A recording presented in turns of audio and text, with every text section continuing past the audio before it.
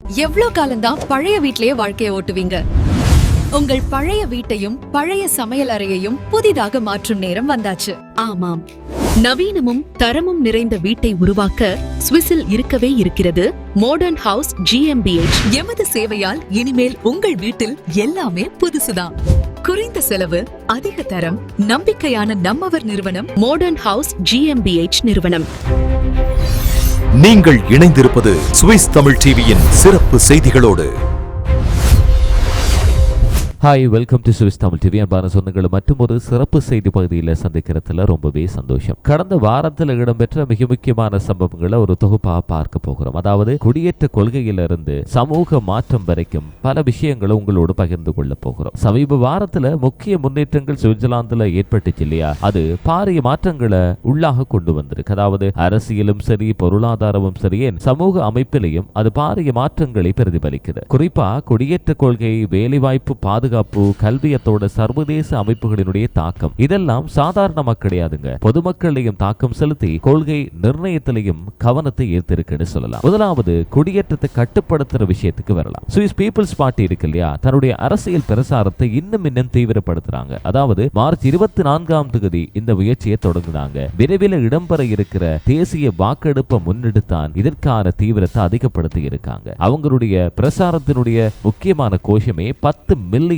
மக்களுக்கு இல்லை என்ற விஷயம்தான். ஐரோப்பிய ஒன்றிய நாடுகளிலிருந்து அதிக அளவில் வரக்கூடிய குடியேற்றம் சுவிட்சர்லாந்தினுடைய பொருளாதார நிலைத்தன்மையத்தோட வாழ்க்கை தரத்தை பாதிக்கக்கூடும் அப்படின்ற வாதம் தான் இப்போ அவங்களால முன்வைக்கப்படுது. இருந்தாலும் பல பொருளாதார நிபுணர்களோட அரசியல் எதிர்ப்பாளர்களும் இந்த கருத்துக்களை தரவுகளோட அடிப்படையில சவால் செஞ்சு வாரதையும் இந்த இடத்துல குறிப்பிட்டே ஆகணும். அடுத்ததா, வேலைவாய்ப்பு சந்தையில மோசடி நடவடிக்கைகள் இடம்பெறுதுங்க. இது குறிப்பா அதிகரித்து வருது அப்படின்னு federal office of cyber security எச்சரிக்கை விடுக்கிறாங்க. இது எப்படி நடக்குதுன்னா, ஒரு நிறுவனம் போலியான நிறுவனமாகவே தங்களுடைய பெயரில இணையதளங்களை உருவாக்கி உண்மையில்லாத பல வேலை வாய்ப்புகளை விளம்பரப்படுத்துறாங்க. அதோட சில மோசடிகள் நம்பகமான நிறுவனங்களுடைய பெயர்களை நகலெடுத்து வேலை வாய்ப்பு தளங்களத்தோட செய்தித்தாள்கள்ல கூட அறிவிப்புகளை வெளியிடுறாங்க. இதனால சாதாரணமாகவே மக்கள் இதை நம்பிடுறாங்க. இந்த சூழல்ல வேலை தேடுறவங்க பணம் செலுத்துறதுக்கு முன்னாடி ரொம்பவே கவனத்தோட இருந்து கொள்ளுங்க. இப்படித்தான் அதிகாரிகள் வலியுறுத்துறாங்க. இது எதை குறிக்குதுன்னா,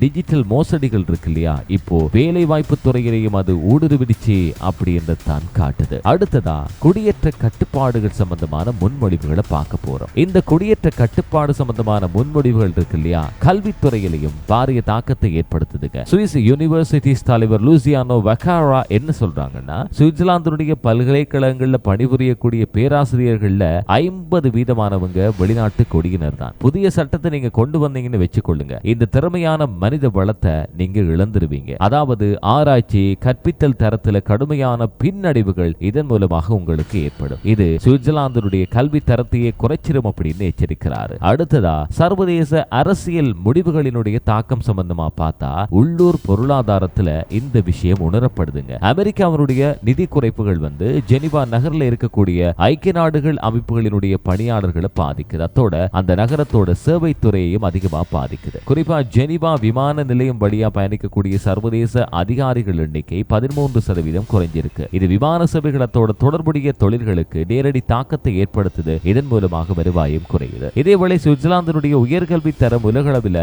வலுவா தான் தொடருது. ETH சூரிச் உள்ளிட்ட பல கல்வி நிறுவனங்கள் இருக்கு இல்லையா, குறிப்பிட்ட பாடத்திட்டங்களை உலகினுடைய முன்னணி இடங்களை பிடிக்குது. மொத்தமா 11 நிறுவனங்கள்ல 28 பாடப்பிரிவுகள் உலகோட முதல் 10 இடங்கள்ல இடம்பெற்றிருக்கின்றதான் நாட்டினுடைய கல்வி மற்றும் ஆராய்ச்சி திறனை வெளிக்காட்டுது. அடுத்ததா, குற்றவியல் புள்ளி விவரங்கள் சம்பந்தமா பார்த்தா சுவிட்சர்லாந்துல மொத்த குற்ற செயல்கள் ஓரளவுக்கு குறைஞ்சிருக்கு அப்படின்னு காட்டுது. அதாவது திருட்டு சம்பவங்கள் குறைவடைஞ்சிருக்கு இல்லையா, மொத்த குற்ற சதவீதம் 1.5% குறைஞ்சிருக்கு அப்படின்னு சொல்லப்படுது. இருந்தாலும் கடுமையான வன்முறை குற்றங்கள் இருக்கு இல்லையா, குறைஞ்சபாடே கிடையாது. 8.1% அதிகரிச்சிருக்கு. குறிப்பா கொலை சம்பவங்கள் அதிகரிச்சிருக்கிறதான் பாதுகாப்பு அமைப்புகளுக்கே பாரிய சவாலாக உருவெடுத்திருக்குன்னு சொல்லலாம். மொத்தத்துல இந்த வாரத்துல வெளிவந்த தகவல்கள் எல்லாமே சுவிட்சர்லாந்துடைய பொருளாதாரம், குடியேற்றம், கல்வியத்தோட பாதுகாப்பு ஆகிய துறைகள்ல ஒரே நேரத்துல மாற்றங்களை கொண்டு வந்திருக்கின்றத பார்க்கலாம். இது எதிர்கால கொள்கை முடிவுகளத்தோட சமூக முன்னேற்றத்துக்கான முக்கிய அடிப்படையாக அமைய போகுதுன்றத